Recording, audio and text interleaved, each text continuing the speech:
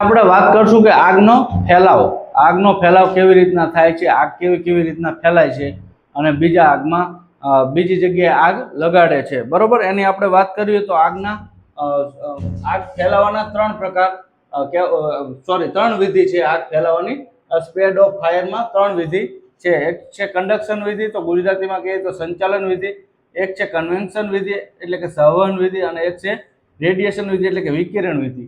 તો આને આપણે સ્ટેપ બાય સ્ટેપ સરળતાથી સરળ ભાષામાં ગુજરાતીમાં સમજીએ તો કે પહેલું છે કંડક્શન વિધિ. તો કે આ કંડક્શન વિધિ એટલે શું, તો આપણને એનો ખ્યાલ હોવો જોઈએ. તો કે કંડક્શન વિધિ એટલે કે એક અણુમાંથી બીજા અણુમાં, બીજામાંથી ત્રીજા, ત્રીજામાંથી ચોથા અણુમાં, એમ અણુની આગળ અણુમાંથી જે આગનું તાપમાન છે તે આગળ ને આગળ વધતું જાય અને તેમાંથી જે આગ ફેલાય તેને આપણે કંડક્શન વિધિ કહીશું. શું કહીશું આપણે તેને?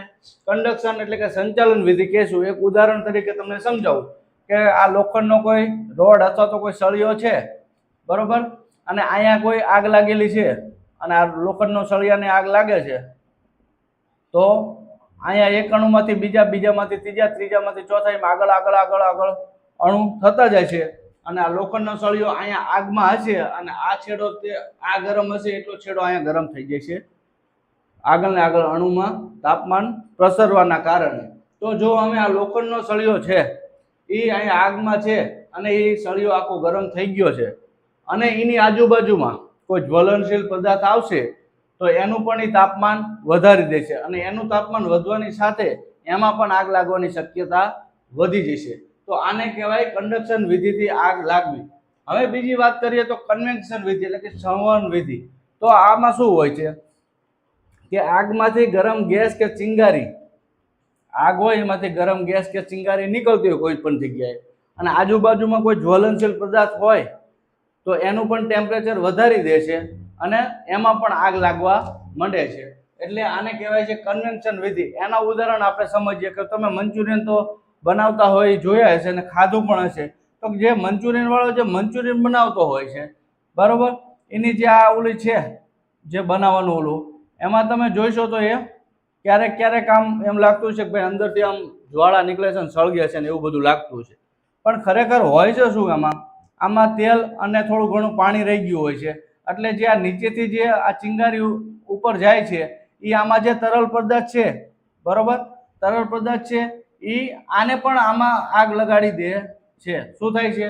નીચેની જે આગ છે તે આમાં જે તરલ પદાર્થ છે તેને ગરમ કરી અને તેમાં પણ આગ ઉત્પન્ન કરી દે છે. તો આ એવી જ છે કે ભાઈ આગમાંથી ગરમ ગેસ ને ચિંગારી જે નીકળે છે અને આજુબાજુ જે છે કે કહેવાય કે જ્વલનશીલ પદાર્થ છે તો તેમાં પણ એ આગ લગાડી દે છે. એ આનું ઉદાહરણ છે.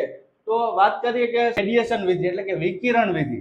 તો આમાં શું થશે કે ગરમ તરંગો ચારે બાજુ ફેલાય છે.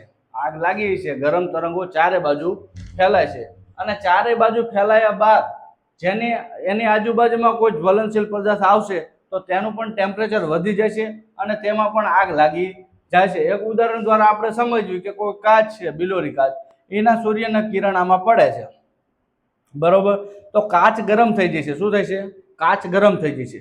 હવે કાચના સંપર્કમાં કોઈ જ્વલનશીલ પદાર્થ આવશે, આજુબાજુમાં પડેલો છે, તો એનું પણ ટેમ્પરેચર વધી જશે. એનું ટેમ્પરેચર વધી જશે એટલે એના કારણે તેમાં પણ આગ લાગવા માંડશે. આને શું કહેવાય? આને વિકિરણ વિધિ કહેવાય, બરોબર. તો આ આપણે હતી કે આગ ફેલાય કેવી રીતે એની વાત આપણે કરી કે આગ ફેલાવાની મુખ્ય ત્રણ રીત છે, મુખ્ય ત્રણ વિધિ છે, એના વિશે આપણે વાત કરી.